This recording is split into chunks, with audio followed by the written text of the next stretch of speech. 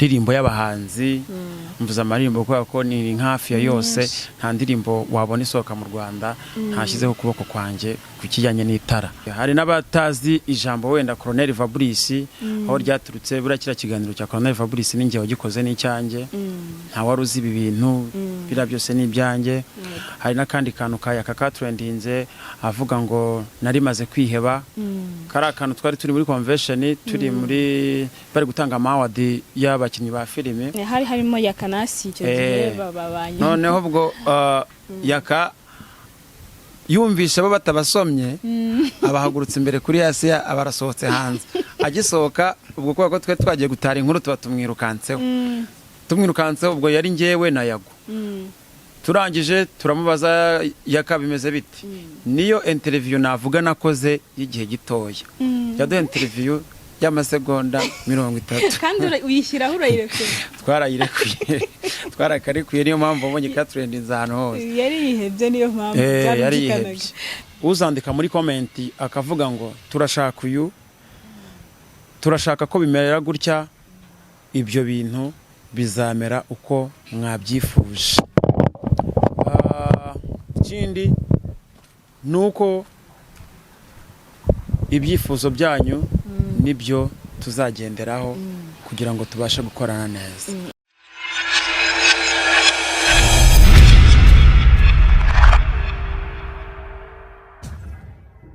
Rika ntangire mbaye ikaze bakunzi bacu abafana bacu aho muherereye mu bice bihugu bitandukanye.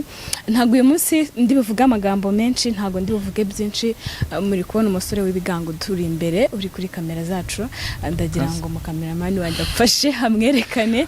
Ntago ari ubwa mbere agaragaye, ni umusitari akunda gukora ibintu bijyanye na showbiz cyane by'imiziki y'abahanzi, muramuzi cyane ku ma TV ku biki ku ma stage y'abahanzi mu bitaramo byinshi bitandukanye. Mutiyemo mubona rika muhe ikaze atangira twibwira mu buryo burambuye. Amazina yanjye nkoresha nitwa New Mix, nta nindi zino zumva hanga atari New Mix, ni naryo bananziho cyane. Yego New Mix rero tuguhaye ikaze kuri Kigali 250. Ndabashimiye cyane kandi n'abakunzi ba Kigali 150 namwe rwose ndabashimiye cyane kuba munyakiriye. 150 turakwakiriye. Ndagira ngo rero wenda duse nabaganiraho gakeya. Muri kwibaza impamvu ari hano, muri kwibaza impamvu turi kumwe hano, ariko impamvu marazi kuyimenya ko biri kose yaje ari nk'umuntu hagari umutumirwa, n'impamvu ntabanjije kumwakira ibintu birebire. Navuga ko ari umufatanyabikorwa wacu mushyashya. Yego urasa kutubwira wenda impamvu wenda uko byaje, impamvu yifashe ko dufatanya ibikorwa byacu kuri Kigali 250, ariko nagira ngo mbabwire icy'ingenzi kugira ngo bataza kwibaza byinshi bitandukanye.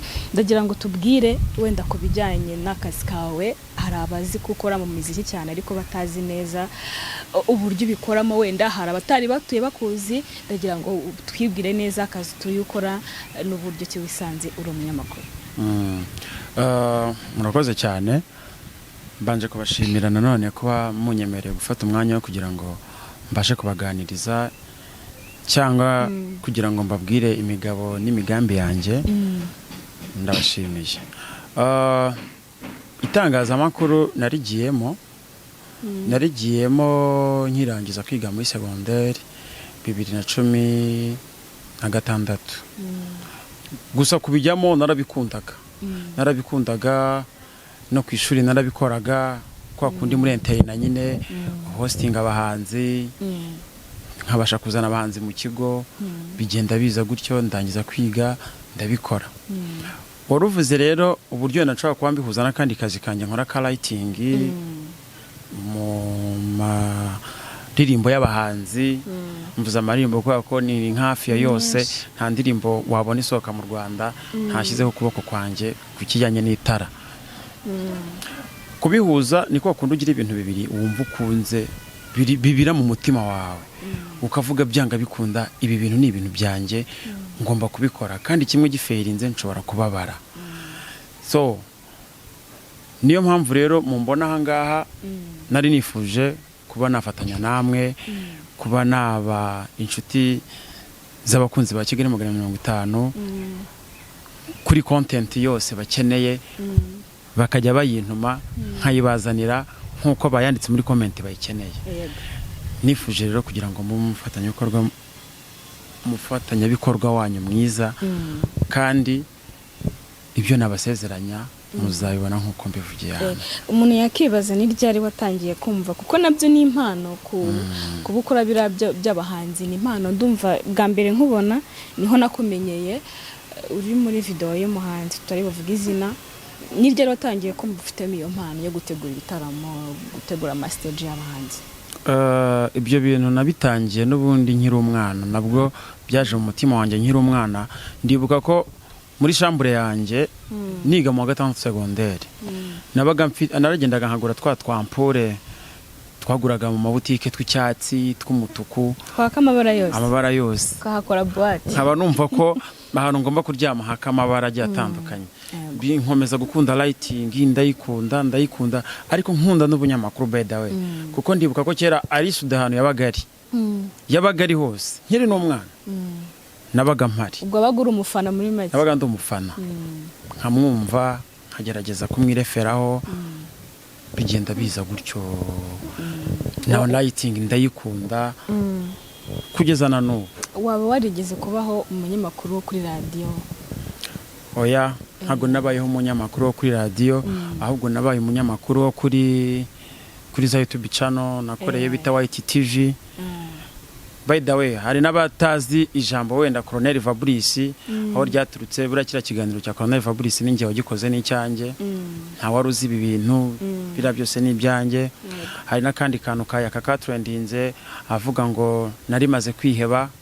Kari akantu twari turi muri convention, turi muri bari gutanga award y'abakinnyi ba filime. Hari harimo Yakanasi icyo gihe babanye. Noneho ubwo Yaka yumvisha bo batabasomye abahagurutse imbere kuri Asiya abarasohotse hanze. Agisohoka ubwo ko twe twagiye gutara inkuru tuba tumwirukanseho ubwo yari ngewe na Yago. Turangije turamubaza Yaka bimeze biti. Niyo interview navuga nakoze y'igihe gitoya. Yaduha interview y'amasegonda 30. Kandi uyishyiraho urayirekuye? Twarakarekuye niyo mpamvu mbonye ka trending ahantu hose. Yari yihebye niyo mpamvu byarumvikanaga. So dongera nkorera iyo bita TCN 250. Nayo narayikoreye. Naho hari ibiganiro byinshi nagiye nkora ho bya trendinze. Hari akantu ka trendinze ahantu hose, umukobwa arwana n'umusore kuri tubasanze ahantu nyine barimo bararwana nyine biziko abanyamakuru twebwe nta pordo tugira. Nshobora gucana nkumva harabyacitse, mfite kamera nivire nko muri diru zanjye nkahita nyicana. Twasanze bari guserera nyine bari kurwanira umuhungu. Umukobwa nyine yaje kurwanira umuhungu nyine yamuciye. Nyine uwo mukobwa yaje gusura umuhungu babanaga. Umutipe arabimenya, abimenyeza guteza ingaro za kora ko hari. Dusanga rero byacitse dufata amakuru baragundagurana. Icyo kiganiro turacya prodinga ako kana abantu baragakunda baragaca kagenda ahantu hose. So izo nizo channel nabashije kuba nakoraho. Nyinshi nugushije ari nyinshi kandi ziracyaniyongera. Ziracyaniyongera. Ariko tukubwira ngo courage burya iyo ukorera ahantu henshi no kubura umukozi mwiza. Murakoze cyane. Ndagira ngo nkubaza akantu nigeze kwibazaho mbere nkikubona izina New Mix byaturutse kuki? Byaje kubera akazi ukora na mbere ukiri umwana niryo wiyise waryiswe gute waryiswe nande? New Mix rero ahantu byaturutse kera niga muri DGM nari ndi umu DJ ku ishuri. Ubundi nitwa Niyo y'ukuri. Nitwa Niyo y'ukuri. Noneho ndi umu DJ umutipe umwe araza arambwira ngo ariko man kubera iki wakwitwa Niyo Mix wayo utakwitwa New Mix? Kuko nakunda gukora non stop nkayasohora nk'abatipe bo ku muhanda bakajya bayaha abandi, harimo na jingo yanjye. Umutipe amagatekereza arambwira wakwiswe New Mix ko nubundi udukorera ama mix meza, si byaba ari sana byabijyanye. Turi ku ishuri. Ndi ku ishuri. Ndavuga atari kuzika ari byo. Ubwo mba ndagiye muri studio nkoresha jingo ya New Mix. Ubu rarifashe gutyo. Mba ndifashe gutyo. New Mix ba New Mix. Na Nuisa ryawe rya mbere ryararangiye nta nurizi. Nta n'urizi. Ni New Mix. Niryo navuga abantu bose bazi ababasha kumenya ngo dukora mu buzima bwa buri munsi. Umuntu wenda wihangane kubikubaza ariko abastari benshi tuba twifuza kumenya ko ushaka kuba ufite umufana ariko atazi new mix neza iwabo kavutsire. Ntago turi bwinjire mu buzima bwawe bwite cyane ariko tuba tugira ngo tumenye neza ese abakunzi abafana bawe bakumenye neza aho uvuka kavutsire, aho utuye ubuzima bwawe buke wenda ubutubwireho gakeya new mix avuka he. New mix ngiye mvuka ahantu bita Irwamagana mu mujyi. Ariko ntago nakunze kuhaba cyane, nahavuye ndi umwana nzi nahangaha kubera ko nyine urabizi abantu barimuka turimuka tuba ahantu bita Inyamirambo aho bita kurya nyuma. Umwana w'inyamiryose biratangaje kuba ariko nta nubwo byanungura. Tubwire ko iyo umuntu avuze ngo atuye Inyamirambo kuki bitungura umuntu wari wo wese. Waba uri umukobwa kuvuga ngo uvuka Inyamirambo, hari igihe nyine umuntu wese abitekereza akavuga shawuru w'Inyamirambo kweli. Nine tandukaniro ryanya urumva habaye igihe kiri murabizi. Uzi uburyo kuryohera, uzi uburyo haryohereza, nyine tubwire itandukaniro ry'Inyamirambo ndetse n'utundi duca impamvu iteko umuntu wumvise ko Inyamirambo nyine bitari mutungura cyane. Inyamirambo rero Inyamirambo nta mwana uhaba. N'abantu bakuru gusa. N'abantu bakuru. Ubona ko ari umwana bura ntaba ari umwana. Ikindi Inyamirambo cyaho icyo washaka kurya cyose ukibonera igihe. Yaba saa 9 z'ijoro, yaba saa 11. Nanzara yakwica. N'inyota nuko. Nta handi hantu wakura teveri ryo atari Inyamirambo. Nta handi hantu wakura shubiri atari Inyamirambo. Barara barye bakarara bamo.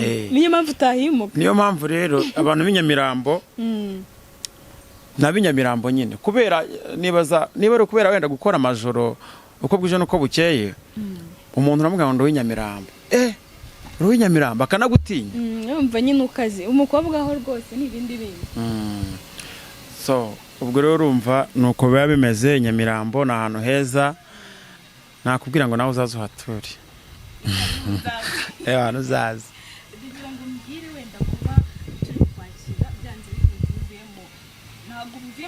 Cyari mu kazi muri matikoro ufite utuzi twinshi ndagira ngo tubwire agashya wenda nawe tuzanye kuri Kigali ufite cyangwa se nk'umunyamakuru. Urumva ntabwo uri kubyiga uri umunyamakuru uziranye n'abantu benshi.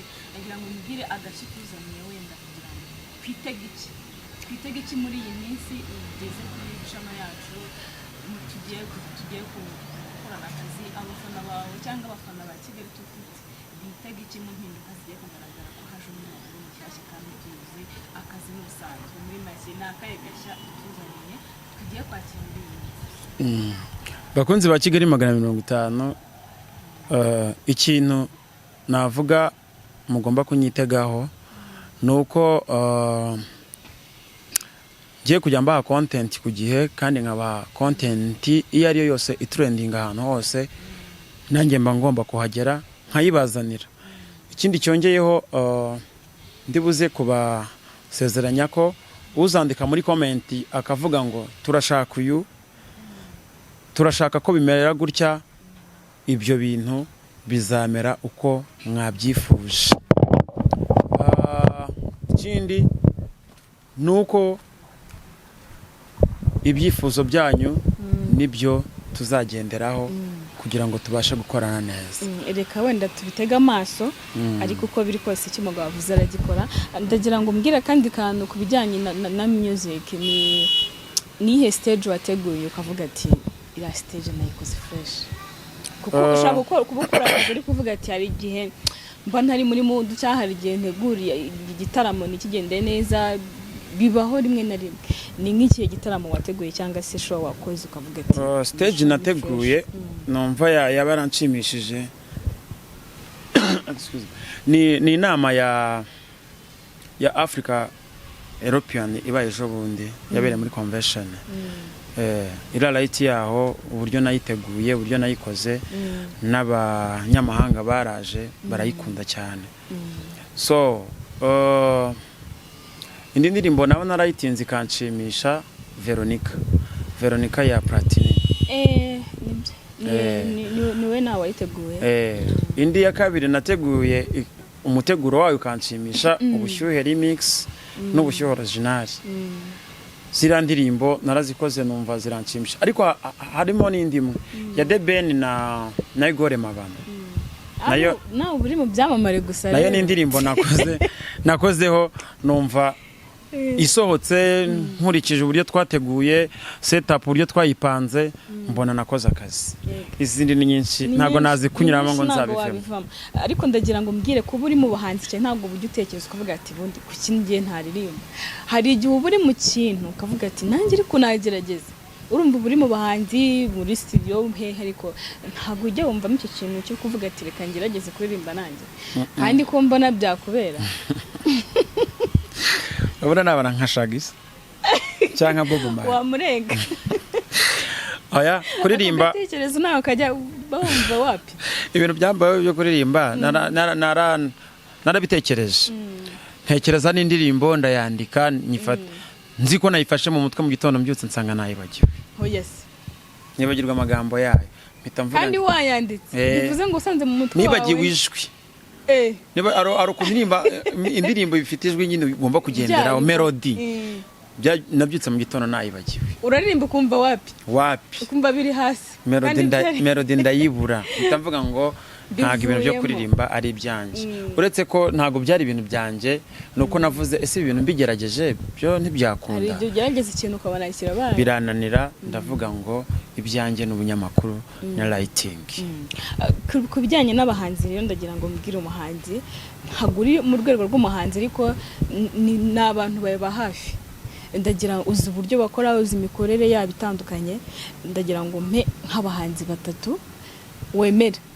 Ntago wenda ari ikizamini ngo haye ko hari igihe mutinya kubivuga ngo nimba avuga ari inshuti zanjye ngo urankamureka ngaragira ngo, ariko nyine nk'abantu bayimuhorana bya hafi, ufite nk'abahanzi tuvuga ati abahanzi ebana bararirimba nkemera, cyangwa se nyine ndabafana cyangwa ndabakunda tu, n'uburyo mukorana bya hafi, abamuziranye, uburyo muba muri kumwe inshuro nyinshi. Ninjya kukubwira ngo ndemera uyu nguyu, aho ngaho oya sinamashyari nabankubeshya, kubera ko umuhanzi uwo ari we wese uzabona wasohoye igihangano cy'akagishyira hariya, aba yavunitse, aba yashoyemo amafaranga. Reka nkubwire abahanzi bose ngenda bemera, kubera ko byonyine imbaraga aba yakoresheje. Gusa nanjye ngo nshaka kuba uranyemeye kumbeshye. Nusohora indirimbo ugasohora video ukayishyira hanze, hari nkayibonamo ababyinnyi hariya wabishyuye, ukabishyura neza bakagenda, nta wavuze ngo ariko se kubera iki uriya mukobwa yadukoresheje, kubera iki byagenze gutya arangiza akatwambura. Nibiramuka bibayeho ugasohora indirimbo ukayigeza hanze ikarangira neza, abantu ukabahemba neza bagataha bishimye, nzakwemera 100%. Bivuze ngo nta muhanzi utemera ubaho n'uwararirimbye. Ndamwe bose ndabemera kubera ko baba bakoresheje imbaraga. Nuko izimvune zabo bagira nyinshi zitandukanye, impamvu wenda utavuga ati ngo ndamufana se umufana. Bose ndabemera, apfa kuba yasohoye hanze indirimbo yayigejeje hanze iri kugaragara uko yabimeze kose, ngewe ngira gutya. Ku bijyanye wenda ni itangazamakuru wakoze, uri mazemo igihe kinganiye? Kuko ndutubwiye uburyo watangiye ibyo bya itangazamakuru yatangiye 2017. Urumva rero ko imyaka iri kugenda yendereye. Urimo urasaza mu kazi, ufite akazi kenshi. Man, ngomba kubikora. Ubimazemo igihe kinini. Ngomba kubikora. Niba hari ikintu kimbabaza mu buzima ni ugufailinga ku kintu nkunda. Ku kintu nashyizemo ubushake. Ndababara. Kandi ikindi mba numva ngomba gukora nk'uwikorera, simvuga ngo nkorera runaka. Unakorera umuntu uzacika intege, kuko iyo utangiye kuvuga ngo urakorera umuntu bituma ucika intege muri wowe. Niyo mpamvu nabwiye abakunzi ba Kigali 50, aho muzantuma rwose babyeyi nzajyayo mbakorere ibyo mwansabye kandi nzabikora.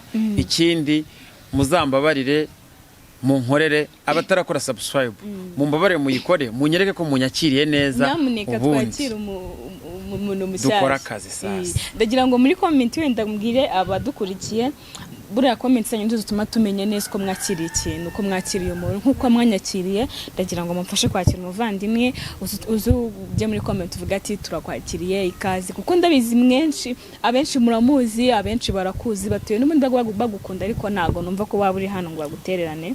Reka tuze kubyitega. Ndagira ngo noneho dutandukanye akazi kawe ku bunyamakuru n'akandi kazi kawe tuyukora ko mu muziki. Ubundi ni nk'akaye kazi wimvamo cyane, kuko hari akazi ukora uvuga ati aka niko kazi niyumvamo nk'impano yanjye. Hari n'akandi ukora uvuga uti ndagakunda, ariko bibaye ngombwa ko mpitamo akazi n'aka nahitamo kana. Ni nka bitandukanye, tubwire uburyo ubasha kudutandukanyamo twumvi akukora. Ibyo bintu rero icyo kibazo mbajije ugiye kumakanira. Oya ntabwo ngwakanira, ahubwo izo passion zanjye ebyiri ziri kuri standard zingana, ntayijya hasi ntayijya hejuru. Ako biratangaje gukunda ibintu bimwe ukabikunda kimwe, kubera ko ntago niba nkora writing mu ndirimbo z'abahanzi, aho hantu ndi gukorera content igomba kujya kuri channel iraho ngaho, nubundi iraho ngaho. Ntabwo rero ndi kure, ntago bizambangamira cyane ku buryo akazi gakorerwa ahantu hamwe mu make, ahantu hamwe. Ushaka kujya gukora indirimbo kanakura content. Yego. Nshobora kujya gusetinga light muri stade, habaye concert, nkafata na microphone nkakavaringa show. Ukabikora byose. Kubera ko ni ibintu biri mu mutima wanjye. Ubwo numvaga ko hari igihe umuntu akora ikintu akagitandukanya n'ikindi, akabaho icyo ukunda cyane n'icyo udaha umwanya cyane, ariko ni byiza ubwo bikunda byose. Impamvu ntaguciye mu ijambo, urumva ko uyu mwuga wacu dukora n'uwo nkora, uyu mwuga w'itangazamakuru n'umwuga wa writing, ni ibintu bibiri biri kumwe. Content iraho, amakuru ari, igitaramo kiraho, ukura amakuru.